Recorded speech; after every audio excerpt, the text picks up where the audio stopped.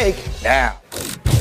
Look, it's Football Friday. That means my man, my brother, my friend Tim Tebow is in the house. But guess who else is in the house? It's that big teddy bear. And I'm not talking about Stone. I'm talking about Papa Stone. That's Kendrick Perkins. Yeah, what else? Did you see the show that Steph Curry put on last night? Lord have mercy. The brother special. The brother special. Stephen A., Molly, and the crew in the house. And yo, Tim Tebow, did you see how nice I was to start up the show? I gave Steph Curry love. That means I'm in a good mood.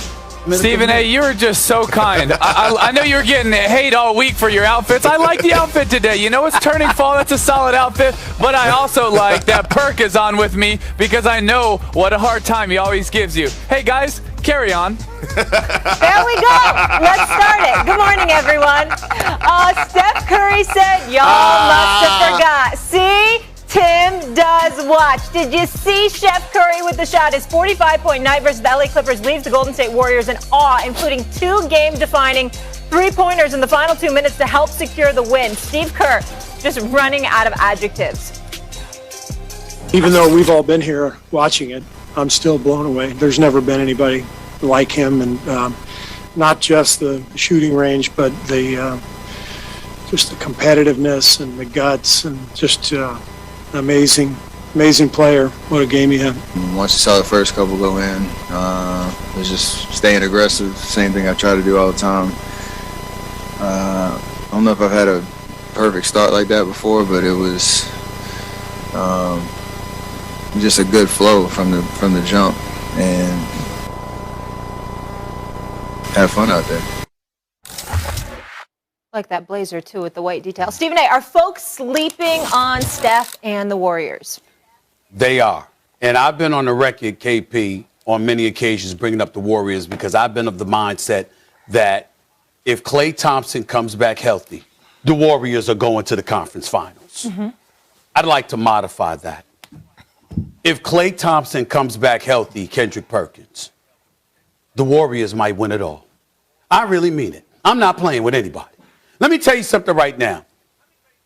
Maybe one day Steve Kerr will admit that after going to 5 straight NBA finals and winning 3 championships that he'd probably be retired if he wasn't coaching Steph Curry. Because Steph Curry is the kind of person that will stretch your career because all of a sudden you don't mind going to work. It's just like you doing what you do, KP, me doing what we do, I do. You know what? We love what we do, so it doesn't feel like work, and as a result, because it doesn't feel like work, we think we could do this for a lengthier period of time. That's what Steve Kerr is really speaking about right now.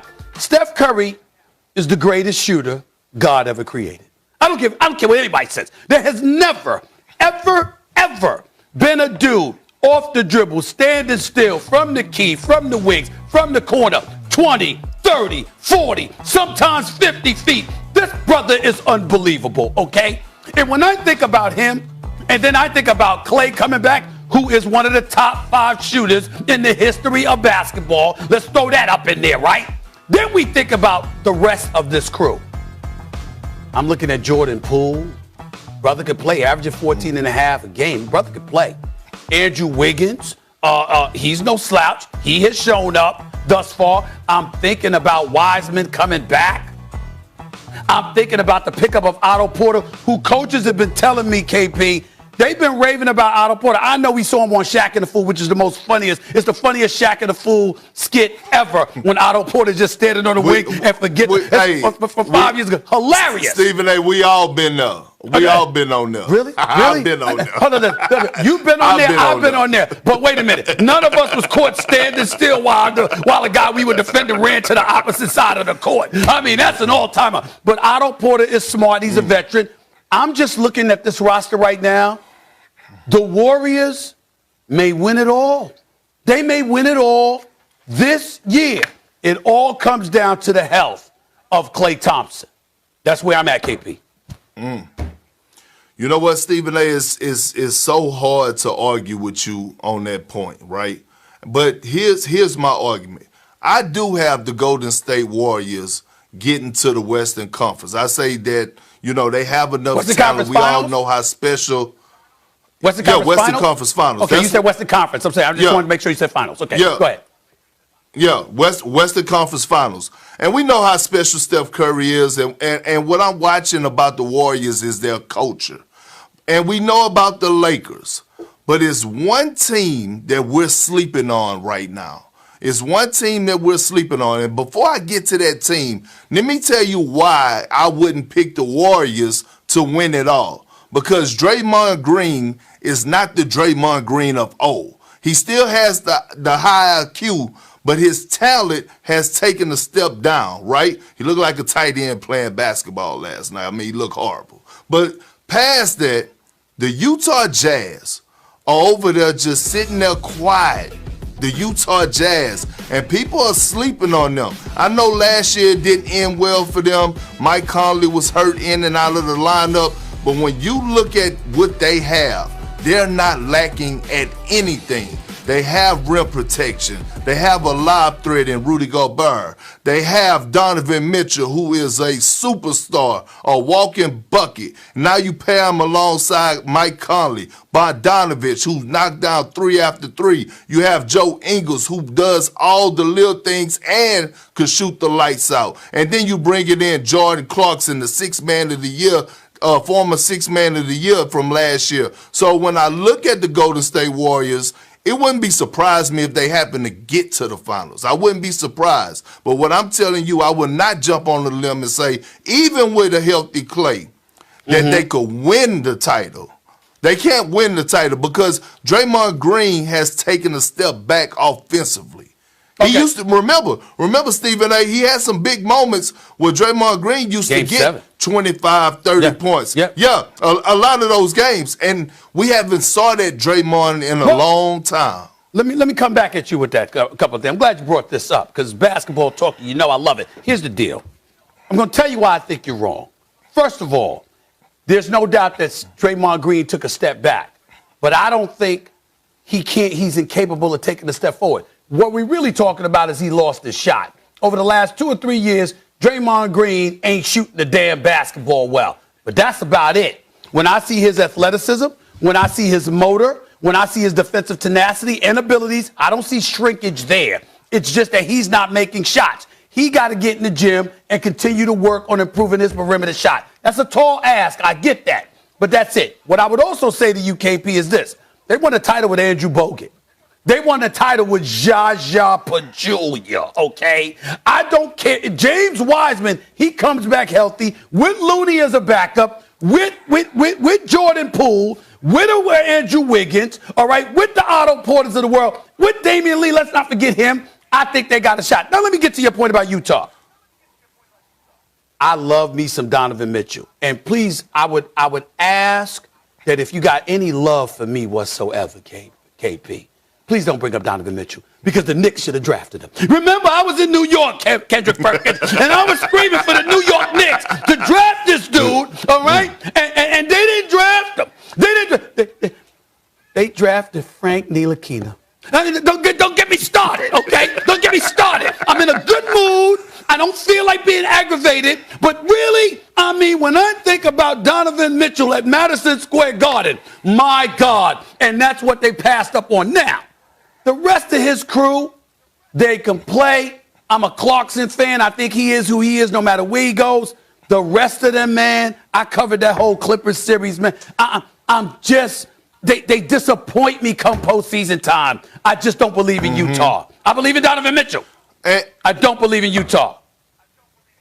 But let me say this to you, Stephen A. Experience matters, especially in this Western Conference that they have with the teams like the Lakers, the Nuggets, the Suns, the Jazz. Experience matters, right? Andrew Wiggins, he don't have that much playoff experience. Jordan Poole, not that much playoff experience. And we talk about James Wiseman, but we only seen the sample size, and his sample size really didn't live up to the hype like we expected it to. He still have a lot of growing to do. When you talk about guys like Andrew Bogut, you talk about guys like JaVale McGee, you have to go back and watch. Those guys were vital to the Warriors' success. Being a lob threat at the basket, protecting the rim, anchoring that defense. Because God knows if Draymond Green happens to get in foul trouble, which is a strong possibility with the bigs that you have to guard the West with, Jokic and Anthony Davis. If he gets into foul trouble, who are you going to lean on?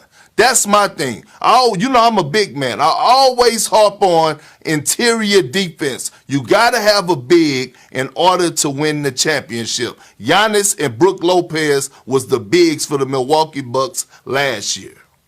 All right, let's leave it on that note because Sure. it's time for your daily Philly update where there's no brotherly love. So here's the latest on Ben Simmons in that Sixers saga. Our Adrian Wojnarowski reporting that Simmons left the team's practice facility on Thursday without working out and is expected to meet with organizational leadership this morning to again discuss his murky playing status. Sources telling ESPN the Sixers host the Nets tonight on ESPN. GM Daryl Morey, what do you do now? Right now, any sort of trade, which obviously Ben Simmons wants, the best thing we can do is get role players back.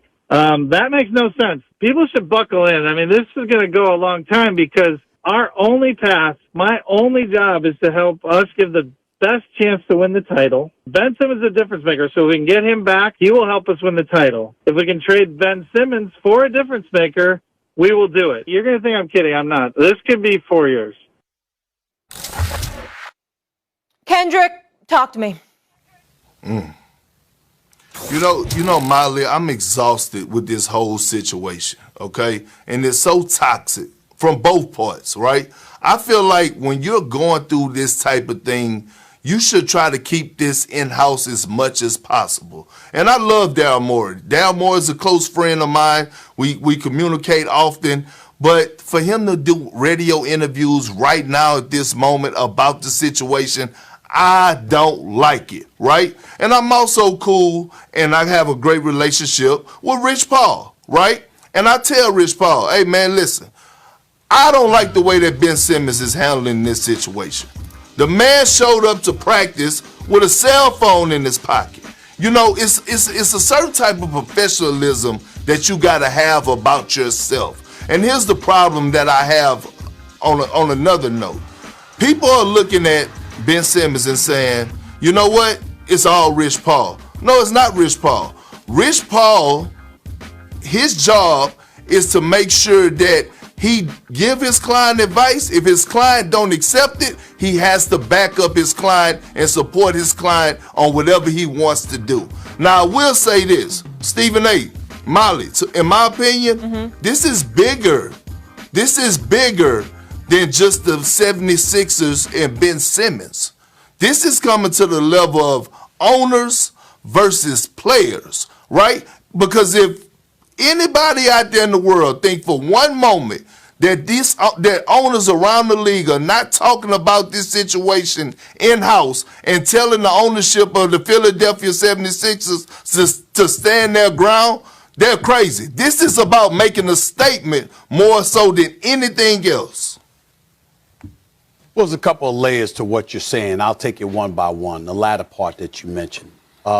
Yesterday, a high-ranking league official says to me, Kendrick Perkins, he texts me, quote, Ben Simmons' actions will have a negative impact on player empowerment at the bargaining table. You just wait and see. So that's just to buffer the point that you just made. You see, one of the things, if you remember, and before I get into Ben Simmons, it's very, very important that I bring this up because a lot of people didn't get this. When LeBron James, years ago, Kendrick Perkins, and put Kendrick up on the screen, please, because I want to see him when I'm saying this. When LeBron James announced that he was taking his talents to South Beach, remember the firestorm that created? I'm not talking about with fans. I'm not talking about folks in Cleveland. I'm talking about amongst ownership. And I'm not even talking about just Dan Gilbert. You had a lot of owners that were turned off because Dan Gilbert was never given the heads up. And they had a problem with how LeBron James handled his departure from Cleveland.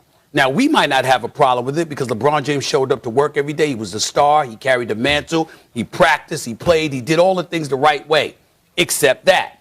Why was that relevant? Because a collective bargaining negotiation was coming up. Remember, CP3 had gotten traded to the Lakers, and somehow that deal got nixed because David Stern was and the league office were the de facto owners because they were looking for new ownership in New Orleans. So CP3 was supposed to go to the Lakers, and the deal ended up getting nixed because owners were complaining. A collective bargaining agreement followed thereafter. Basketball-related income was trimmed from 57% to 50% on behalf of the players, taking away millions. A lot of people, even though they were coming for that anyway, a lot of people pointed to player empowerment per se as an excuse for the fervor that they put forth towards the negotiating table. Now, true or not, they tried to use LeBron James as an example, who is as model of a citizen and a superstar as it gets. And they used him as leverage. What the hell you think they're going to do when it comes to Ben Simmons? Okay? So now we get to Ben Simmons specifically. Certainly we can't sit up there and blame Rich Paul. It's not his fault. This is Ben Simmons. It is your job, however, as an agent to try to coax your guy into doing good business. Once you sign a deal and you got 4 years and $147 million, even though it's not Rich Paul's fault, we can't completely absolve him from the situation in terms of influencing his client to make better decisions so you can ultimately get that client what he wants. That is an obligation that he has that is yet to be fulfilled. Ben Simmons is the major culprit in all of this because he's coming across as a big baby who just doesn't want to go in front of those Philadelphia fans. He's scared to death of the reaction and the retribution they will exact against him because he's coming across as if his performance against Atlanta was their fault. The other element in the room, the elephant in the room, that is a big element, he don't like Joel Embiid. And I think we've learned crystal clearly, I might add, that Joel Embiid don't like him, nor does he respect him. He considers him a big baby and a brat, and he ain't interested in babysitting. He wouldn't even acknowledge his name when he says, I don't care about that man. And then, of course, you've got Daryl Morey, who, by the way, here's the part I disagree with you about, KP.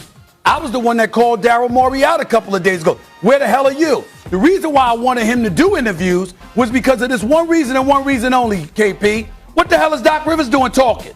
This is Daryl Morey. You're the president of basketball operations. You're the one that's got to make a deal. Now, if Doc Rivers and them weren't talking about it, that's different.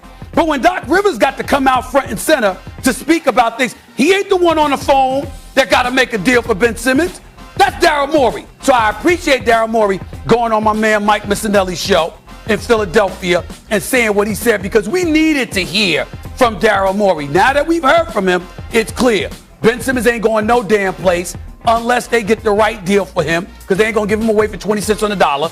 And Ben Simmons, as a result, in all likelihood, is either going to have to sit out and lose money or he's going to be forced to come back and do the one thing he don't want to do, and that's face that Philadelphia crowd. Stephen A. Molly, when we had this conversation about two or 3 weeks ago, right? Yeah. What did I say, right? I said about the CBA. I said that the owners were going to be waiting 3 or 4 years from now about the CBA. And you know what's so messed up? You know the thing that disappointed me the most is that, and I'm going to say this, it had guys that came before Ben Simmons that played their role to the T to make sure that he was able to sign $150+ million on the contract. Yeah. It's Ben Simmons' job, along with everybody else that is in the NBA, to make sure that they continue to do their part as being a true professional so that the next generation that's coming up under them could get the same type of opportunity to make the same type of money. That's what frustrates me the most about Ben Simmons in this situation. I don't care that he want to get out of Philly. My grandpa always used to tell me, it's not what you do, it's how you do it. Absolutely. Yeah, he's not handling it right. You're 100% right. Yeah, and it's not paying it for it. He's hindering the next Well, listen, it's really easily resolvable. All you got to do is go before the Philly fans. You understand? I don't want to be here, whatever, but until I'm gone, I'm going to work my tail off to help the team that I'm on win basketball games. As long as you do that, it's fine. For him not to even be able to do that, he comes across as incredibly weak-minded and weak mentally. He cannot handle it. He's scared to show up in front of the Philly fans. And that's why nobody's expecting him there tonight. I hope I'm wrong. I hope he makes it. But I can tell you, I spoke to folks last night. They're not expecting him there. Yeah, we'll have more on this later. You'll have more on this on Countdown 7 Eastern. Of course, Nets at 6 or 7:30 Eastern. That's right here on ESPN. Can't wait for that game. Perk will be back with us in just a bit. Still to come on First Take. Some say the Cowboys, Stephen A., they've got the best offense in the NFL, and it's by a wide margin. So what's going to stop them from reaching the Super Bowl? Mr. Tebow. Plus, fresh off getting smacked by the Cards, the Browns showed up and showed Chubb and missing 2 top offensive linemen, but Case Keenum and the Browns still defend home turf and improve to above 500 with a 3-point win over the Broncos. Cleveland currently 3rd in the AFC North. It appears Baker's shoulder injury could be worse than expected. Mayfield told Fox Sports that he suffered a fracture in his upper left shoulder. That's his non-throwing shoulder. Tim, I'll start with you. How far can the Browns go? Well, I think without Baker, I think they can still make the playoffs. I think with Baker, I think you have a recipe if everything comes together. And I mean everything, meaning Baker and Odell, this defense. I still think they have a shot to be a Super Bowl contender, make it to there. I think they have the recipe, right? They're different than every other team because they'll play in 13 personnel. They have 3 really good tight ends. They have explosive playmakers on the outside. Now, they haven't always connected this season, but they have that ability. Then on defense, they can get to the quarterback. And when you have that recipe, you can beat every team. The same recipe they had last year, except they have more pieces to that puzzle now. And so when you look at them, they haven't been perfectly in sync all year, but they have the recipe to be successful, to be able to beat teams like the Chargers, like the Chiefs, like the Bills. They have that recipe if they all comes together. So I still like this Cleveland Browns team. Well, you go ahead and like him, Tim Tebow. You go ahead, right ahead and like him. I mean, to me personally, guess what they're going to do? How far can they go? Exactly where they were going. You understand? They have a chance to make the playoffs, and they're going to go home. It's really, really that simple, okay? Whether it's Case Keenum or Baker Mayfield, because no matter who they have at the quarterback position, it ain't that dude. You got Chubb. You got Kareem Hunt. Hopefully they'll get back healthy. Odell Beckham Jr. Listen, I was here on the air just a few days ago talking about, look, man, you get this guy in the right situation. We know what Odell brings to the table. You could be, you could go to the Super Bowl. I mean, if he landed in Green Bay, for example. I have to confess, a lot was made of his relationship with Baker Mayfield. Well, Baker Mayfield wasn't on the field last night. That was Odell Beckham Jr. 2 receptions for 23 yards. He doesn't look like himself. I don't know what's going on with him. I don't know whether it's he's disinterested, he's not healthy, he's lost a step, whatever. He did not look good last night at all, and he hasn't looked good this season, and we thought it was because of Baker Mayfield. Well, he didn't have Baker Mayfield as an excuse last night, so that's something Odell Beckham Jr. is going to have to answer for. In the end, I look at the Browns, and I look at the Browns as a team that a lot of people hyped up. Are they a good team, Tim Tebow? Yes. They're not great. They got great running backs, but they're not great. And as a result, because of the conference they're playing in, with at least 3 teams who are great. And, listen, we look at the Chiefs. We ain't sleeping on them, even though they're 3-3.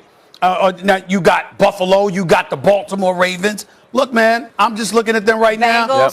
Cleveland's not a part of the mix to me. They're just not. Yeah, and you have the Chargers. I get that. But look at the way they played the Chiefs. Look at the way they played the Chargers. This team, they have the recipe to be successful. I also like it because they're different. When a team is preparing for the Browns, it's totally different than the Bills, than the Chiefs, than the Chargers. And I think that is a strength for this team. Is you have to show up and you have to put on your big boy pants. You have to play 13 personnel. You have to stop 3 tight ends. It is a physical game. Like, they didn't have their playmakers being playmaker-ish last night, and they still dominated the game because of this running game, because they can get to the quarterback, and that is very scary if you have to play this team. Now, what happens, Stephen A., if all of a sudden you see Odell start to take it to the next level? What happens if Baker plays a little bit more consistent? What happens if you have Jarvis and Odell? Yeah, but you're not saying the ifs on the other team. There's a lot of ifs on Kansas City right now. There's even ifs in Buffalo. There's ifs in Tennessee. There's ifs in Baltimore, right? There's ifs on all those teams. And so what I try to do is step back and look at it and say, if they can get hot at the right time, who could this team be, right? Because it doesn't matter week 7, week 8. That's right now, and we hype it up because that's what the media does. It's what can they be if they can come together as a team in week 17, 18, in January and February. That's the difference. Hey, buddy. Let me tell you something, Tim Tebow. I'm glad you said that because, you said the media, like you ain't a part of it. Yes, you are. That's number 1. And number 2, Tim Tebow, you also said it like we hype up other people.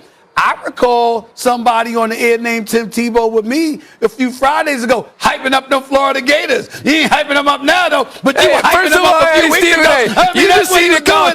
Hey, listen. Hey, the difference is we put things in context. And in that argument, it was in context of Florida versus Alabama in the swamp. And by the way, your boy was right, all right? So you just need to calm down about that. Next week about Ole Miss? Hey, we didn't put a bet on that. And we didn't put a bet on last week, Florida versus LSU. You didn't bring that up, okay? Hey, listen, put it in context, man. Kentucky. Hey, anything out of context is wrong, all right? You got to put things in context. You know what I'm saying? All right. I feel you on that. All right, we'll go with that. All I'm saying is this, though. Listen, ain't nothing to brag about being a giant in a small man's contest. Denver was overrated. They were 3-0. Everybody was getting hyped about them. And they've come crashing down to earth. And we've realized what they're not. That's who Cleveland beat last night. So let's put it in perspective. All right, well, their next four, they have the Steelers, Bengals, Patriots, and Lions. So they are all winnable. Yeah, they are. They're not easy, but except for the Lions. But they're all winnable. That's true. All right, let's move on here, guys. Chiefs at Titans. Showtime. Mahomes versus King Henry. Here for it. Tennessee coming off a big Monday Night Football win over the Bills. And keep in mind, Buffalo beat Kansas City. You follow. So Patrick, always up for the challenge. Listen up. I wouldn't want it any other way. You want to be the guys that everybody's going for because you're gonna get the best shot from everybody, and that's gonna make you great in the end. And so I think the guys understand that. We know that we're gonna get a great game every single week, and we have to come prepared to battle every single week, and that makes us better in the end. Okay, Tim, I got an interesting one for you. Who would you rather have, Mahomes or Henry? Can I get both of them? But right now, if I have the person that is dominating the most at their position compared to the rest of the NFL is Derrick Henry. So I would pick Derrick Henry because Derrick Henry, what he is doing right now is different than any other running back. And yes, there's a difference between running backs and quarterbacks are more valuable. But who is dominating at their position the most, maybe the most in the NFL, is Derrick Henry. What he did last week was ridiculous. And by the way, he's also going to get better throughout the year. That doesn't happen for most running backs. Almost 800 yards, 10 tuds. Everybody knows he's getting the ball, and he still runs over people. So I'm going to go with Derrick Henry. Listen, also man, to make Stephen A. little bit upset. Yeah, I mean, that's it. But listen, I'm not upset because I'm going to tell you why, Tim Tebow. Even though I completely disagree with you, you're wrong about that. Of course, it's Patrick Mahomes. I will say this to you. Molly, you didn't pick up on this. What? Tim Tebow said, right now. If I had to pick right now, based on what we're seeing right now, you know what that means, Molly? That means he's watching First Take, and he notices, and he says, it's fluid. It's fluid. I mean, we're talking about right now, not necessarily 2 weeks, 3 weeks, a month from now. For sure. Right now. That's what he's talking about. See, it's fluid. So I'm not the only one that believes in things being fluid. Tim Tebow believes in that as well. Things can change. I agree with that. Always. There we go. Having said all of that, come on, bro. This is Patrick Mahomes we talking about here. This is Patrick Mahomes. All right? I mean, we ain't just talking about some dude that's got skills. We're talking about a champion. We're talking about a reigning two-time AFC champion. We're talking about a guy who's considered to be struggling right now. And what does he have, like 16 touchdowns or 6 interceptions? I mean, the brother is something special, and we understand that. So what happens is he's got an awful defense thus far, okay? And as a result of having that awful defense, he's engaged in some hero ball, trying to come to the rescue and do a little bit something extra because he feels compelled to do so because he can't rely on his defense to stop anybody. That's all that's going on with Patrick Mahomes. Things will get even better, and we know that. And you know you're going to take a quarterback of his magnitude. As great as Derrick Henry is. If I was taking any player in the draft right now, if you could pick anybody, I'm taking Patrick Mahomes over everybody else in the NFL. But if you're just talking about this weekend, which we need to put things in context, Stephen A., this weekend, I think Derrick Henry is going to have a big one. Yeah, that's because what do you think Patrick Mahomes is going to do against the Titans defense? Okay, what do you think Derrick's going to do against Kansas City's defense? He worked about 180 yards. Okay. Yeah, about 180. That's pretty good. They're both going to ball. Let's go to Mr. and Mr. It's fluid. So the Titans are 4-2. The Chiefs are 3-3. I'll start with you, Tim. Which team do you trust more right now? I trust Kansas City more. I trust Kansas City more because I think when they can shore up a few things on their defense, to Stephen A's point, you have Patrick Mahomes, you have Tyreek Hill, you have Andy Reid, you have an offense that for years, no one has truly figured out. Yes, they've been slowed down at times here or there, and the Bucs did in the Super Bowl. But for the most part, no one has figured Andy Reid out. No one has been able to consistently stop him. So I trust Andy Reid with Patrick Mahomes and those playmakers because I think they'll have figured out just enough by the end of the year on defense to still make a run at it. There's no disagreement here with that. We agree there about Kansas City. What I think is important to be said, however, and Molly, to your credit, you brought this up, and I'm not interested in giving you too much credit these days because I think she's been totally cruel to me, Tim Tebow. I think she's been totally cruel to me. She's been ganging up with everybody on me constantly. That is not true. She always has your back, man. What are you talking about? Time out. Tim. 6 years I've lasted in this seat. 6 years with lasted. You prospered, okay? No, you prospered. okay? Prospered. That's right. But I'm saying it takes a special woman. Yes, and I don't like to compliment myself. I don't like to compliment myself, but it does. See what she's doing, Tim? Who said she wasn't special? Who said she wasn't special? I call Molly special all the time. All I'm trying to say is that she gangs up on me, even though she did give me a beautiful facial for my birthday. You see how good I look? That's because of Molly. Molly got me a beautiful facial. So she deserves credit for that. Listen, Stephen A., yes, you know what? Sometimes people that really care about you have to share the truth and love, and she does a great job, you know? Not everybody always tells you the truth, but Molly has to a little bit because she truly cares about you, okay? You know, you are sickening, man. You really are. Oh, my Lord. We see eye to eye here. Let me say this real quick about the Tennessee Titans. Thank you. Vrabel. I like Vrabel. I really do. No doubt. But his background is defense. Why has this Titans defense been struggling so much, especially against the pass? They're like 24th against the pass. Let me tell you something. You got to fix that. Vrabel, to me, I just like him. I think he knows what he's doing, but it's just that this year with this defense, they got to be better. And I think Patrick Mahomes is going to eat him up, son. He's going to eat him up this weekend. He's going to eat him up. All right, we shall see. We'll be talking about it on Monday, guys. Still to come, all eyes are on the quarterback head coach duo in Dallas this season. Can they reach the Super Bowl, or do the Cowboys have a fatal flaw? What's that? Plus, speaking of championship aspirations, if LeBron James leads the Lakers to another McCarthy. I'm right in there with Mike on his game management. I think he does it extremely well. But more importantly, I want all of our fans to know how conscientious about it, how hard he works on it, the detail of situational rehearsal and practice that he does. Okay, Tim, do you think Mike McCarthy would be the biggest reason or issue why the Cowboys potentially wouldn't make the Super Bowl? First of all, it wouldn't be a First Take Friday if we didn't somehow get the Cowboys in here and somehow, you know, Stephen A. could just throw a couple of jabs. I don't know what you're more frustrated about right now, Stephen A., is that you're back in New York and you're having to bundle up a little bit and you're not in L.A., or the Cowboys are actually winning. Do you know which one is it? They're both struggling. It's the latter. It's the latter. I mean, it is sickening. I was boarding a flight the other day, and this dude is you know, he's working on working outside. You know, they I don't know if it's maintenance or whatever. This wasn't at an FBO where you're taking your own plane? No, I wasn't. No, it's not like that. I'm not Tim Tebow. That would be you. But the point is this: the man said, "How about them Cowboys?" I swear, I want to throw something at him. This is what I have to go through. This is what I'm looking for. But their time is coming. Trust me. It's coming. Yeah. But let's get back to Molly's question. No, I don't think the biggest reason they won't make it is because Mike McCarthy. I think it's because Tom Brady and the Bucs are a better team. Offense, defense, special teams, they're just too deep. And if they play at the end of the season, they get hot like they did last year, I don't think anybody's going to beat them. I think they're that good. I think Tom Brady gives them that much belief. People buy in. I think that team really believes that they're going to win another title. And I'm not going to pick against them until I see someone that is better offense, defense, special teams from top to bottom and has a leader like Tom Brady. Do I believe that that Dallas is turning the corner? Yes, I think they're a really good team. I think their defense is improving. I think Dak is making a step to being one of the best quarterbacks in the NFL. But dang, Tom Brady and the Bucs, they're on another level right now. I don't care what level Tom Brady and the Buccaneers on. That ain't the biggest reason. I mean, don't get me wrong. They're the reigning defending Super Bowl champions, and I expect them to be there and be relevant and have something to say about it when all is said and done. They were my favorite before the season started to repeat as Super Bowl champions. But let me be very, very clear. The biggest issue right now is the Arizona Cardinals. Has anybody been seeing them? They're the only undefeated team in the National Football League. Over the last 3 weeks, they blew out the Rams, they beat the 49ers, and they blew out the Cleveland Browns. With Baker Mayfield on the field, by the way, not Case Keenum.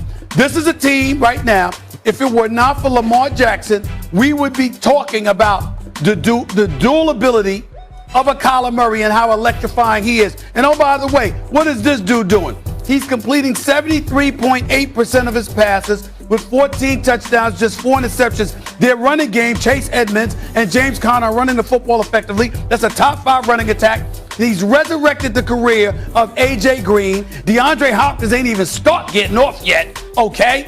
And I'm sorry, and their defense is opportunistic.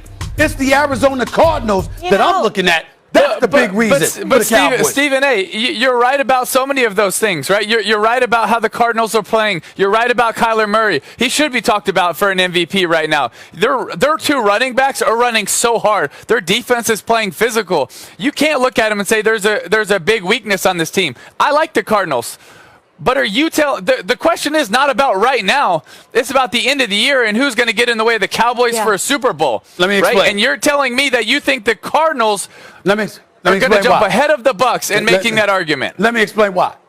I believe the Tampa Bay Buccaneers are going to be in the NFC Championship game.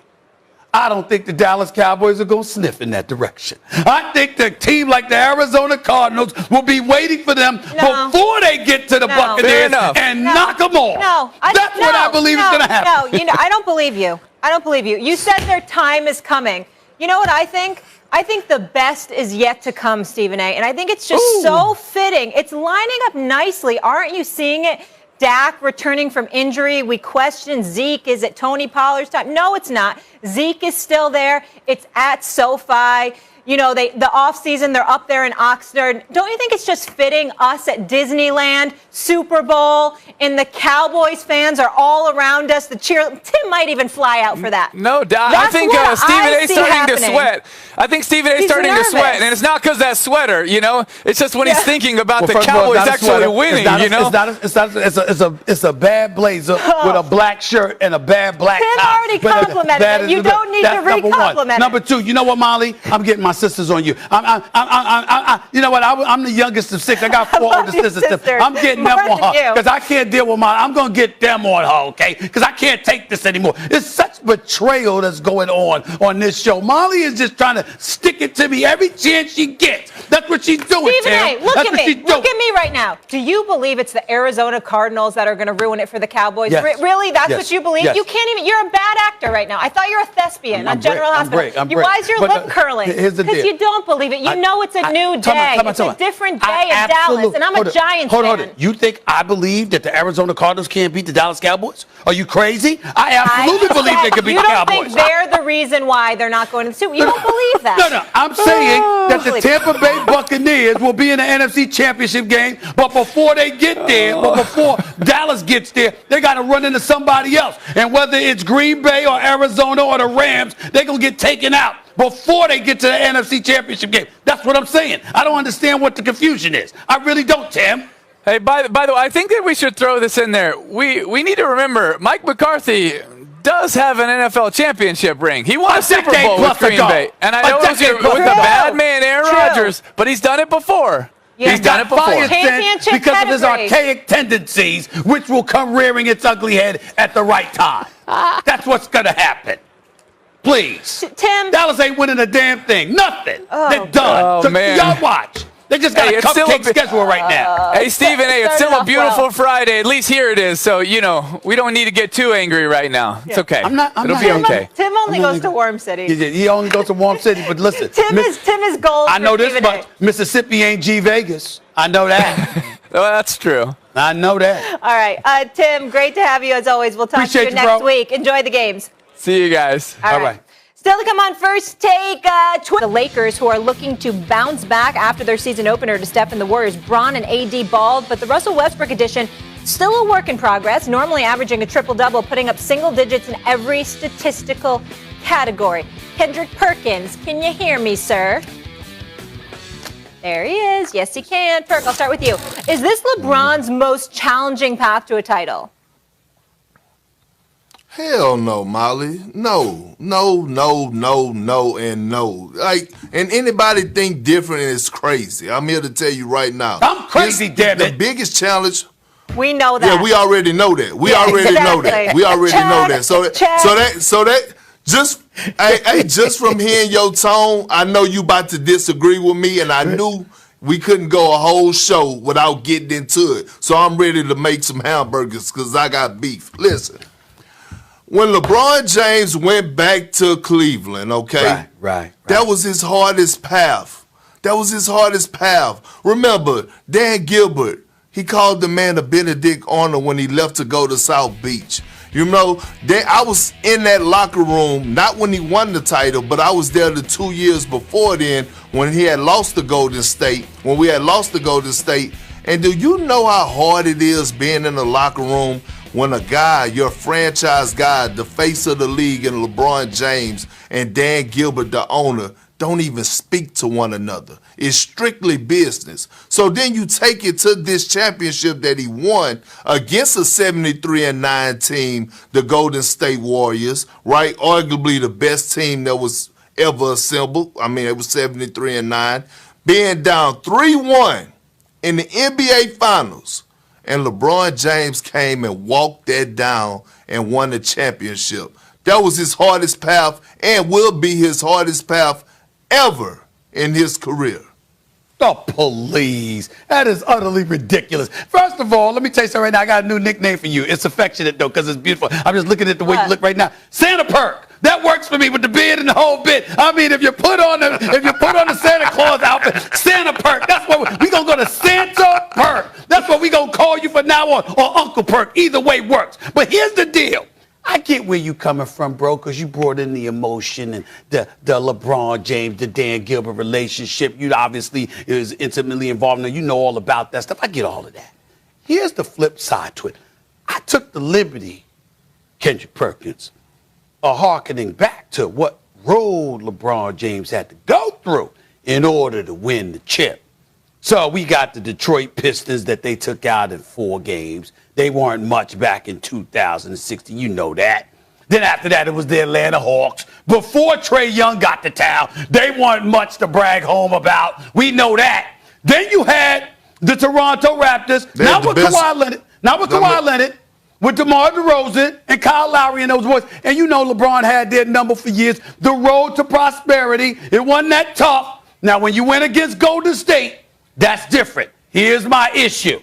You know good and damn well if Kendrick Perkins hadn't got suspended. You understand what I'm saying? In that game 4, when LeBron dropped him on the floor and Kendrick Perkins kicked his feet up, but because he had kicked his feet up one too many times in the postseason, Adam Silver in the NBA decides to give LeBron James a damn stimulus package, suspending Draymond Green for that game 5. Andrew Bogut and Iguodala got hurt in game 5. They weren't any good for the rest of the series, and as a result, even when Draymond came back, they were handicapped. Golden State should have took them out at 5. Now we get to now, and this is why I completely disagree with you. You see what's going on in the Western Conference, my brother. You see what's going on. When LeBron James went to Miami, your role was Indiana. When you went to Cleveland with Kyrie and Kevin Love, your role was Golden State. Now that you in L.A., you got Golden State as a problem. You saw the Clippers last night, and that was without Kawhi Leonard. I got news for you. With Ty Lue, who you recognize and I recognize as arguably the best coach in basketball, you got him to go through. You got Phoenix, the reigning Western Conference champions. We can't sniff at them.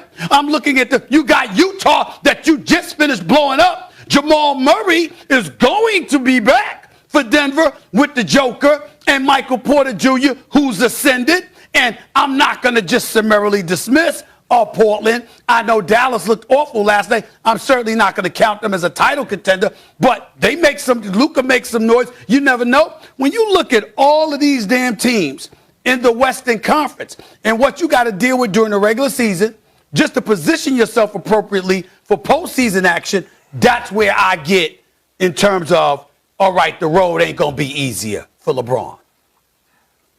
Well, answer this for me, Stephen A. Sure. Answer this. Who has the best roster in the Western Conference? Out of all those teams you name, who has the best roster? Right now, it's the Lakers. Yeah, for sure, right? 6 future Hall of Famers. Okay. 6 future Hall of Famers. Okay. You're talking about LeBron James Okay. and Anthony Davis, right? So that's 2 players that are arguably top 10 players in today's game. No, I think, I Then think you both of them throw are in easily top 6. Top 6, yes. Okay, yeah, in the top 10, because Anthony Davis go fall at 6, so they put him in the top 10, right? And then you have Russell Westbrook, which one could argue puts him in the top 15, okay? And then you have Carmelo Anthony, you have Rajon Rondo, you have Dwight Howard, you have everything in the world. They have the best roster. They should be able to beat everybody. You know why? Because they're stacked, right? So one could argue that this might be the most talented roster that LeBron James has ever had. So that's why I'm going to go against your argument about how strong the Western Conference is, because this is the most help that he's had since he's been playing. Well, it's relative, because the bottom line is he might have had less help when he was in Cleveland or when he was in Miami, but they were still the favorites. They still had the better talent. They were still the creme de la creme that everybody was shooting for. So what I'm saying to you is that I'm looking at the level of competition. You're looking at the roster he's playing with. I'm looking at the competition. When he was in Miami, it was Indiana with Paul George and the crew. When he was in Cleveland, it was Golden State, because there wasn't really anybody in the East that could mess with them. Now that he's in the West, I gave you 5 teams. I gave you Utah. I gave you the Clippers. I gave you Phoenix. I gave you Denver. Okay? And I'm just saying to you, you can't ignore that reality. There are more teams there to give them a run for their money. He's always been, in terms of those situations in Miami, Cleveland, and this season, those championship years, he's always been the team to beat in his respective conference. The difference is now you don't just have one team. You got multiple teams that got a chance to make some noise against them. All right. You know I'm going to get you back, though. I know you're going to get me back because I got you on this one. It's all right. Yeah, Santa no. I wasn't talking about the argument. I'm talking about the Santa Claus. The Santa Claus look. I'm going to get you back. I'm going to get you back. I think you look very handsome. You got the fresh shape up. I like it. We didn't say it looks very nice. the brother looked bad. I didn't think Santa at all. The brother looked bad. He just looked like Santa Perk. That's all. We didn't say he looked bad. Perk, I'm talking to you. So LeBron was obviously a part of the NBA 75th anniversary team, but some notable names left off. What was your biggest issue with that list, Perk? Ooh, Molly, first of all, let me say this. Okay. Doing the top 75 list is hard as hell, okay? Because I did one, and it is hard. It took me 6 hours. But I will say this. I am so disappointed at this list because Dwight Howard gets disrespected so much, it's ridiculous, right? We all think about the Dwight Howard, you know, when he played for Charlotte or when he played for Atlanta or towards the end of his career, now that he's been a role player playing for the Lakers. But we forget about that monster that was down there in Orlando. 3-time Defensive Player of the Year, leading the league in blocks damn near every season. 4-time rebounding champ. I mean, the guy was averaging 20 and 10. It was at one point when he was in Orlando, it was a discussion. We had a discussion about whether he was the best player in the NBA. And at that time, you had Kobe Bryant, you had LeBron James, you had multiple others, Dwayne Wade, and we were talking about, is Dwight Howard the best player? Now, talking about the top 75 list, if I'm going to add Dwight Howard, who am I taking off? Okay. I just don't see how you put Bill Walton on that list before Dwight Howard. That is the most disturbing thing I've seen in the last 6 months. The most disturbing thing I've seen in the last 6 months. Bill Walton on that list over Dwight Howard. Okay, Perk. I like that word, disturbing. Good choice. Put Perk up on the screen, please. Put Perk on the screen, please. Because I have to see him when I say this. You know, Perk, I'm going to forgive you, you know, because see, even though you Big Perk, Uncle Perk and all that stuff, you know, you are relatively younger than me. Let Stephen A. Smith, Papa Smith, speak a few words of wisdom. Let me sprinkle this on you, okay? You might not have been born when Bill Walton was with the Portland Trail Blazers and you saw him take out Dr. J and McGinnis and all of these boys. Bill Walton was special. The only reason why Bill Walton slid in a lot of people's eyes is because he was no Kareem Abdul-Jabbar, he was no Wilt Chamberlain, and he was no Bill Russell. That's different because that's an elite, the elite of elite. But Bill Walton was one of the most dominant big men presence ever. Okay, that's number one. Number two, Dwight Howard, love Dwight Howard. Dwight Howard is a top 100 player in NBA history. Top 75 was hard, bro. Top 75. And I got to tell myself because I had a vote. And obviously, it took me. Took you 6 hours, Perk? I got to tell myself, bro, it took me 2 to 3 weeks. I was struggling. I kept going back and forth, back and forth. I was calling Hall of Famers. I was on the phone with them. I was going back and forth, debating stuff like that because of who you got to leave off. Okay? I left. It breaks my heart because I love these brothers and I think they top 100. But I had to leave off Vince Carter. I had to leave off Tracy McGrady. I damn sure wasn't leaving off AI. I'll tell you that much. I wasn't leaving off D Wade. And I'll tell you who else I wasn't leaving off because this is my biggest beef with the team. I'm still looking because I want to make sure I'm not going blind because as I've gotten older, Kendrick Perkins, I have to confess, I have to wear reading glasses now. Kendrick Perkins, I got to wear reading glasses. I can't just read no more, bro. I got to put on the reading glasses. You know, it's just, I got to put on. I'm looking for it, you know what I'm saying? Because I didn't see Klay Thompson on this list. Three-time champion Klay Thompson. One of the top 5 shooters in NBA history, Klay Thompson. Klay Thompson, who's provided evidence over the last 2 years of what the Golden State Warriors are without Klay Thompson. That Klay Thompson, who was an elite defender while he was a top 5 shooter, en route to going to 5 straight NBA Finals and winning 3 chips. That guy is not on this list. That is a much, much bigger snub than Dwight Howard. And I'll take it a step further. What really bothers me is that Klay Thompson has now been snubbed twice. Do you know that the media, I wouldn't blame Klay Thompson if he never spoke to the media again in life. This brother was due to get, you know where I'm going. This brother, Molly, was due to get the max extension of over $220 million. The media didn't make him a third-team All-NBA. They picked Kemba Walker instead. No disrespect to Kemba, but they picked Kemba Walker instead. And Klay Thompson, the most he could get, according to the rules, CBA rules, the most he could get was $191 million or so. That media cost Klay Thompson $30 million. If that man never spoke to the media again, I wouldn't blame him. Now, I ain't talking about myself, because I damn sure voted for him. Tell you that much. Klay Thompson. You see, Perk? Molly, Time to move on. Molly, you know what that is? Carry on. You know what that is? No. That's how they used to dribble back in the day when Stephen A. said I wasn't born. Some of the guys on the list when they was dribbling the ball, and he wanted to put them on the list with that right hand. But I want to see that. Please. Don't miss me with that. He tried to use the old man card. Molly, let me tell you something about Kendrick Perkins. He's not admitting. Kendrick respects history, and Kendrick respects the old heads. Yeah. I ask you one favor, my brother. Call them. Ask them about Bill Walton and get back to me. Okay. Ask them. Okay, let's leave it there. I respect my elders every day on First Take. Except me. You're the only person. It was a joke. You're supposed to laugh. By the way, you're a beautiful leprechaun. I have breaking news. You're a beautiful leprechaun. I have breaking news on Ben Simmons and his status. Okay. We're being serious here. Yes. Yeah, breaking news. We'll give that to you after the break. Stay here with us.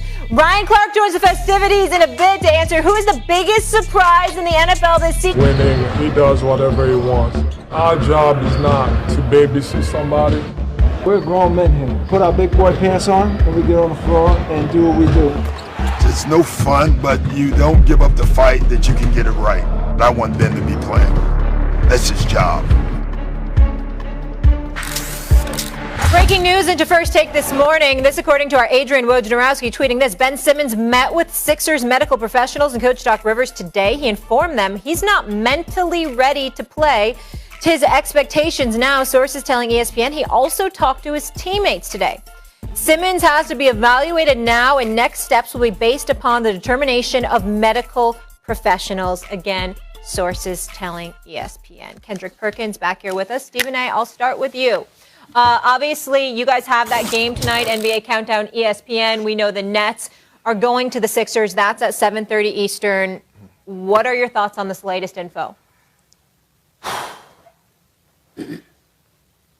You know, there are rare moments in this line of work, this business, where I wish I didn't have to say anything. But that's not what I signed up for. You have a subject to tackle and you have to tackle it. So I'll do that. But I'll do so reluctantly. And the reason I'm doing so reluctantly is because Molly and Perk, mental health is a very, very serious issue. Yeah. We know it. We get it. Our hearts go out to people who are suffering from it. Absolutely. We want to make sure we're not a part of that society who encouraged people to keep it underground. We want to encourage people to be honest and open about it, to be forthright and courageous in coming forward and really articulating what their concerns are so they can receive the help and assistance that they need. And I'm all for that. If it's legitimate. With most people who are not in the public eye, we usually get to take them at their word. I'm going to do the same with Ben Simmons. But I think it's important to articulate the point. I don't have to. Neither does Kendrick Perkins. Neither do you. Neither do Sixers fans out there. Because let's analyze what has happened. Ben Simmons told Doc Rivers, Daryl Morey, and the Sixers organization in July he wanted out. He didn't say anything about mental health. He went over at Rich Paul's house, met with them. He said, this is what I want to do. He didn't like what was going on the previous years before Doc Rivers arrived. My belief is he doesn't like Joel Embiid. Joel Embiid clearly doesn't like him. They also said Ben Simmons will go and play anywhere but Philadelphia. They didn't say mental health then. Months have passed. We didn't hear anything about any mental health issues. Then on top of it all, you come into camp. After staying away, you came into camp. You get thrown out of practice, your second practice. You say anything about mental health?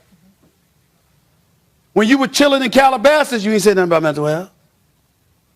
But now that we got a game tonight in Philly where it's the first time you're supposed to show up in front of those fans who you came across as blaming for how you performed in Atlanta in the playoffs for the first time, that's what we're hearing.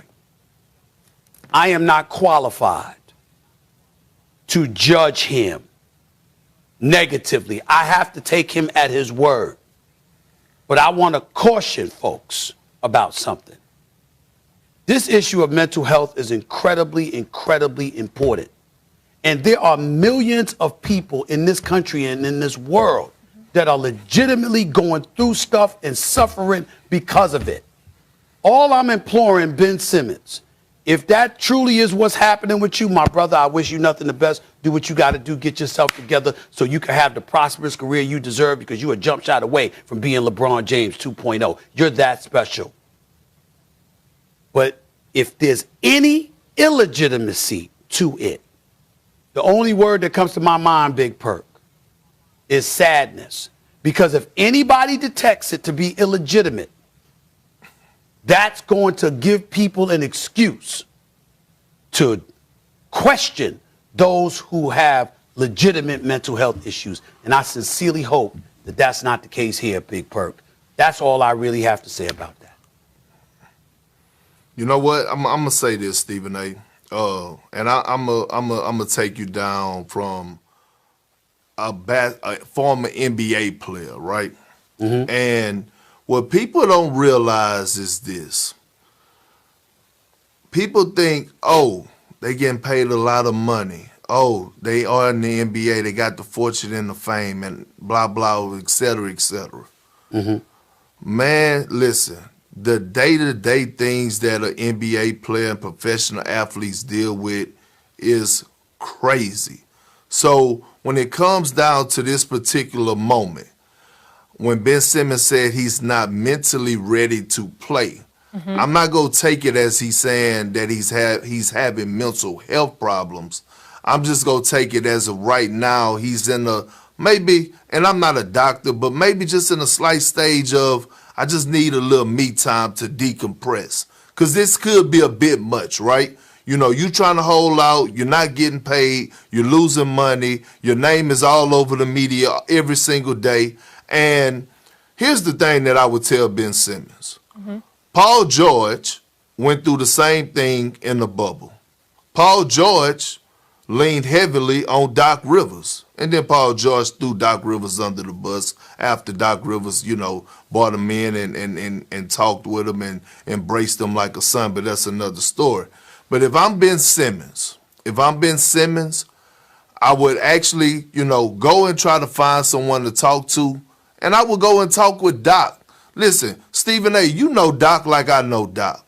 Man, Doc is a great human being. Yes, he is. Doc is a guy that you could pull to the side and you could have a real conversation with. You could share real information with. Forget the basketball, forget the player coaching side of it, but y'all actually could talk man to man. Doc Rivers, I tell a lot of people, he raised me. Because when I got in the league, I was 18 years old. He taught me how to be a man.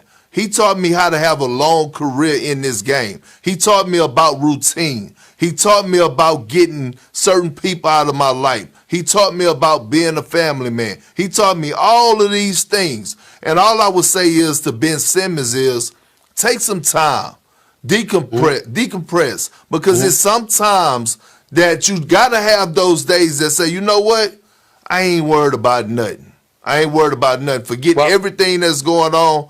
I'm going to take the day off. Here's the deal. Number one, we all know, and we all know how macho players can be. And I don't say that as a negative. I'm saying that handle your business. You know your success. Everybody deems you as a success. And showing you got mental or emotional issues might be a sign of weakness, and they may not want to reveal that. We live in a society today where we encourage you to do otherwise because we understand what a debilitating effect that can cause and how that could have a detrimental effect on you. So I'm certainly not going to summarily dismiss the notion that Ben Simmons, you know, is going through some issues. I'm also, again, we didn't hear it publicly, but he may have told Doc Rivers and Daryl Morey and the 76ers organization he very well was going through this. But nobody said that. That's the point that I'm making. Having said all of that, I'm going to reiterate my point, and I'm not going to be hypocritical about this. Listen, Molly, I confessed months ago I was going through some issues after my mother died. You understand? I was never to say, if it wasn't for y'all, I don't know. I mean, you too, Perk, Molly, everybody, even Max, the whole crew, my producers here, Ryan Clark, all the guys that I work with, the people, my family and friends. If it wasn't for that, I don't know where I would have been because I was in a very, very dark place because I felt like a part of me had just died after I lost my mother, and I was going through that for a few years. I don't even think depression even brings it into perspective how awful I felt. So that's very real, and I understand that. All I'm emphasizing is that the night that you're supposed to play in front of that home crowd for the first time is when we heard about this. And you know people in Philadelphia are going to be suspicious about it. What I'm saying is this better be real. It better not be, okay, that's a way for Maybe me to it's stay just too overwhelming for him, too toxic of a situation, and he might not be able to handle it. And I just want to say one thing, because obviously there's the Ben Simmons issue and then the mental health issue. That's right. It is a sign of strength to get help. Absolutely. It isn't strength to suffer silently in darkness. Strength is to get help or to confide in someone that can give you the right advice. And I told you that. I went to therapy. And I applaud you for that. And I appreciate you sharing that testimony as well with the world. Yeah. We'll have more on this in a bit, guys. I do have to get in a commercial break, and we'll go on the court with it, too. Is there a team in the NFL this season that has taken everyone by storm besides the Arizona Cardinals? We have someone that says yes. Find out who in just a bit. And Stephen A., shield your eyes. I didn't see this. Shaq took to Instagram last week to clown my guy Stephen A. on his birthday. What giveaways, and it's all free. Doors open 8:30 a.m., so come join First Take on the road live at FAMU. That's star power right there. Ryan Clark with Packer and Kevin Hart. Too bad the three of them won't be enough to deal with me. It's a shame. Death taxes, and it comes back to Stephen A. All right, coming into the season, we expected the AFC North to be a tight race, but what we didn't expect was the race would be between the Ravens and the Bengals. They meet this weekend. Joe Burrow's team is turning heads and headed to Baltimore. One game behind the Ravens for first. Ryan, talk to me about this. Are the Bengals the biggest surprise in the NFL? Are they the real deal? Yeah, the Bengals are the real deal. I mean, when you look at what Joe Burrow has been able to do, and you think about the parallels between him and Lamar Jackson, and people are going to look at these two dudes and say, okay, they don't play football the same. Joe Burrow can't run the football like Lamar Jackson. But when the Baltimore Ravens look at Lamar Jackson, they look at a football player. See, a lot of times when offenses are on the field, it's like 10 football players and a dude who throws the football or a guy who plays quarterback. That's not what you see when you see Joe Burrow or you see Lamar Jackson, and the belief that the Baltimore Ravens have every day, because they know they go out on the field with one of the most unique talents to ever play this game, but also one of its best leaders in Lamar Jackson. To me, that's the exact same way you feel if you're the Cincinnati Bengals. That's the reason that this team is 4-2. That's the reason that this team actually has an opportunity to be 5-1 if they can just make a kick late in the football game against the Green Bay Packers. To me, this is the game the Cincinnati Bengals have to win. Not just need to win, not just have an opportunity to win, they have to win it. I felt like that game was early on in the season against the Green Bay Packers. They are trying to prove that they belong. They are trying to prove that they are a playoff contender. If you don't start beating some of these teams that people don't expect you to beat, you never get that opportunity. And this is going to be a huge week for the Bengals to prove it, and I believe they have a chance. Wait, before I get to you, Stephen A., though, RC, are they the biggest surprise, though, this season in the entire NFL? You know, what's the hesitation for? Say it with your chest. I mean, what's the hesitation for? They are. You know what? They are the biggest surprise in the AFC. They are the biggest surprise in the AFC. But did anybody think the Dallas Cowboys would be where they were? Did anybody think that team would be 5-1? Oh, my God. You know, this is what bothers me about Ryan Clark. First of all, let me run. See, again, as I tell people all the time, that's why his face is like that, because he know I'm about to get him. I keep trying to tell y'all, I am brilliant because I know I'm not. I listen to those who are, what is that, and I learn from them. I learn from them. Right, I'm with you. From them. Stop using that quote, because you think you are brilliant. No, I'm brilliant because I know I'm not. I just listen to those who are. I'm brilliant because I listen to those that are, and I am brilliant. Ryan, do you know I could give you your schedule? See, I know when you're on SportsCenter. I know when you show up on NFL Live. I know when you're on Get Up. You know why? I know your schedule too. Let me break it down.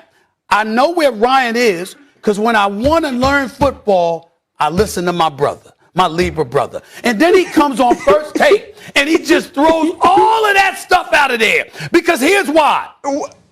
Did we not know the Dallas Cowboys were going to be here? Let's count the ways. We know the weapons they got on offense, right? We know the defense was trash last year and couldn't get worse, right? And then on top of it all, you got Jalen Hurts, then Sam Darnold without Christian McCaffrey, then Daniel Jones, all right, and then a rookie in Mac Jones. What the hell you mean we didn't know the Dallas Cowboys were going to be here? We damn right knew we damn well knew they were going to be here. Just stop it, Molly. Just stop it, man. Mrs. Leprechaun, green looks lovely. The point that I'm trying to make to you is this, Ryan. The biggest surprise is the Arizona Cardinals. Who the hell thought they'd be undefeated after 6 weeks? Who the hell thought they'd be the only undefeated team in the National Football League? It coming out of the NFC West, going to blowing out the Rams, beating San Francisco, and then blowing out the Cleveland Cavaliers over the Cleveland Browns. I'm sorry, over the last 3 weeks. Yeah. Who thought that? Come on, Brian. Excuse me, Ryan. Have you ever been in an argument with, real quick, have you ever been in an argument with someone and, all of a sudden they start to get real loud and they walk away and they change the subject? And they change the subject. What subject did that change? And they sound real guilty. So Arizona Cardinals are the biggest surprise. How's that changing the subject? Yeah, I'm just wondering if you've ever experienced that, Ryan. Ryan, she's just acting this way because she hasn't gotten over me and Marcus laughing at her about UConn when she decided to go to UConn Purdue. She hasn't forgiven us for that at all. That's all this is about. That's all this is about. Getting real loud, getting nervous. Like I say, Molly. What was I saying, Molly? I love the fact that you're a fan of your team. But, Stephen A., the fact that the Arizona Cardinals are here, it means you forgot how they started last season. It means you forgot they added A.J. Green on the outside. It means you forgot they added J.J. Watt in the inside. 6-0. The Dallas Cowboys are 5-1. The team you always talk about being an accident waiting to happen. A team that has a quarterback coming off of a catastrophic ankle injury. A team that's defense. And win 12 games. You can win the... You can win 12 the games. NFC East at 7 I picked them to win 12 games this year. 7-10 now. Okay. I picked them to win 12 games this year. And by the way, I'm not sweating at all. It's Molly got me a facial, and I'm just glowing. I'm just glowing. That's what this is, right? She got me a facial, and I'm just glowing. I'm not sweating at all. Ryan, I was like, is J-Lo on the show today? I mean, I don't even know what is happening right now. And she got me a facial, man, and the facial was slimming, and I'm just glowing right now. I'm glowing. You got all the dead skin Yo, you need to come. You need to get Molly to get you the facial, bro. It's going to do you wonders, man. You know what I'm saying? You see how good I look? Man, you're so bougie now. Roll the bump. You didn't get that growing up in New York City. You're a beautiful mind. Just roll the bump, please, everyone. Oh, my goodness. Up ahead, it may be the biggest debate of the show and the biggest debate on ESPN. The Lakers host the Suns as well, both looking for their first win. And it's time for some GOAT talk with that being said. Earlier this week, Shaquille O'Neal had some interesting comments about LeBron. For the LA Times saying this, I know what he's doing. Championships are great, but he's trying to pass up Kareem. That's what he's doing. I know exactly what he's doing because now if you pass Kareem up, there ain't no talk about who the best player ever is. He's got 4 rings and he becomes the highest scorer in the NBA history. He's the best ever and there's nothing you can say. Okay, Stephen A. So Shaq says that if LeBron becomes the highest scorer in NBA history, he will be the GOAT. And currently, LeBron needs just under 3,000 points to pass Kareem. So, Stephen A., can LeBron go down as the greatest of all time? No, not to me. And let me be very clear in addressing Shaquille O'Neal, my little big brother, who I love dearly. That brother knows when he's saying something ignorant, and he just did. And he did it on purpose. I'm going to get him here. And let me tell you why. Because based on what Shaquille O'Neal's description of it, Kendrick Perkins, is, I guess we can say Karl Malone's the best is the second best player of all time. Karl Malone retired as the second greatest player in NBA history. I mean, that's what we doing now? That's what we doing? It's about points now? That's what we doing? No. It's not just about points. It's about the chip. And it's not just about the chip. It's about the road you travel to get to that point. And where people are missing my point, and I know Kendrick Perkins disagrees, but that's okay. Because I understand how phenomenal LeBron is. He's on the Mount Rushmore. I got him number 2 all time in the history of basketball. Stop the presses, Kendrick Perkins. I don't know if you noticed, but this is an incredible insult to the people who love LeBron James. How dare me say he's number 2 all time? I mean, I just sliced his career. I've just discredited him. I've just said, yo, you a scrub. You're horrible. I got him number 2 in the history of basketball since it started being played in 1946 and became the NBA in 1950. I got him number 2 all time. And you would think I've crucified this man, but so be it. Here's the deal.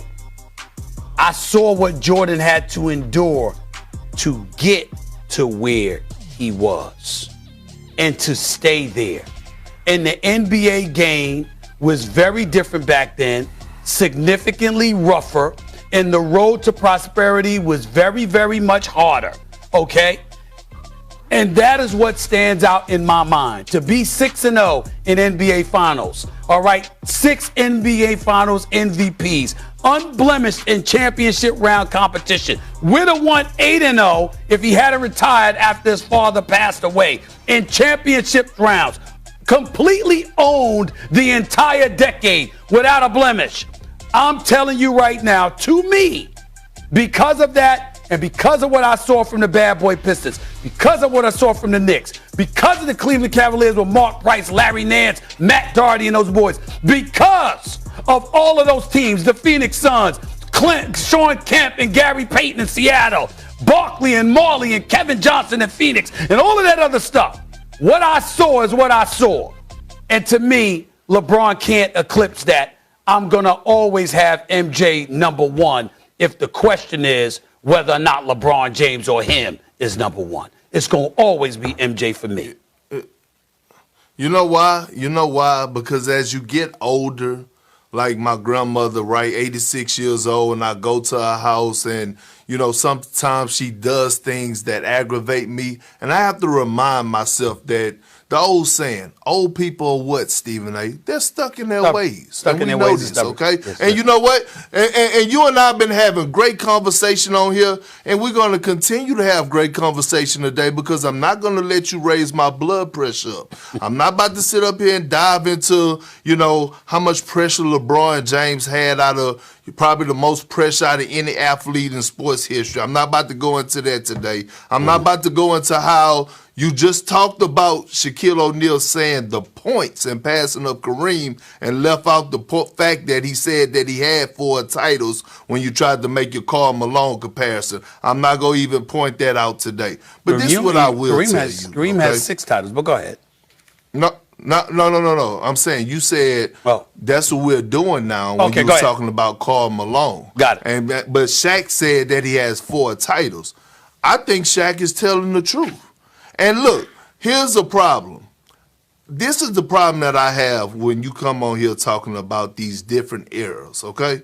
I was in that era. I may look way older than LeBron James, and I understand I done gained 70 pounds of retirement weight, and I get all that, right? But we came into the NBA at the same time, where he had to go against a Paul Pierce, a Joe Johnson, a Kobe Bryant, a Dwayne Wade. The list goes on. And I don't want to come on here and discredit Thunder Dan, but do you know what LeBron James would have did to Thunder Dan or Jeff Hornacek? Without question. Or any of those guys. And I don't even want to bring up my guy Kevin Johnson because he just opened up this fabulous restaurant right next door to the ESPN studio, that soul food spot that I went to this past couple of days. I didn't see that. Yeah. Soul food spot there? Look. Oh, damn. Yeah, it's right on the corner. You're right on the corner. I eat there every day. The oxtails are off the chain, by the way. So listen, here's the thing. So Shaq, I'm sorry. Stephen A. We're starting to see multiple players come out and say this. You know, Shaq done said it. We hear the great Magic Johnson starting to lean that way. We hear other former players starting to say the same thing. Sooner or later, you're going to get on board with us, and you're going to realize that LeBron James is just different. No disrespect to Michael Jordan, because I got Michael Jordan number 2 on my list. And by the way, every time you see me, I don't have LeBron on my feet. I have the J's on my feet. I love Michael Jordan. But at the end of the day, LeBron James is just something different. Yeah, whatever. We don't have time to fully deal with this because Molly's deal is coming up next. I got to get people paid. Big Perk, it is so good to see you. You haven't been on the show lately. We need you on more. Molly. And we'll talk to you soon. Thank you. All right. Howdy. Plenty more first takes still to come. Where did that come from on the show? But don't forget Michael Irvin. It is time to get you wins and get you paid with the help of Ryan Clark and Stephen A. Smith. I changed up the music. Do you like it, guys? It's time for Molly's Deal. Stephen A., you're up first. We start with you. Will Tom Brady throw for 3 or more touchdowns? No, I don't see that happening this week. I'm sorry.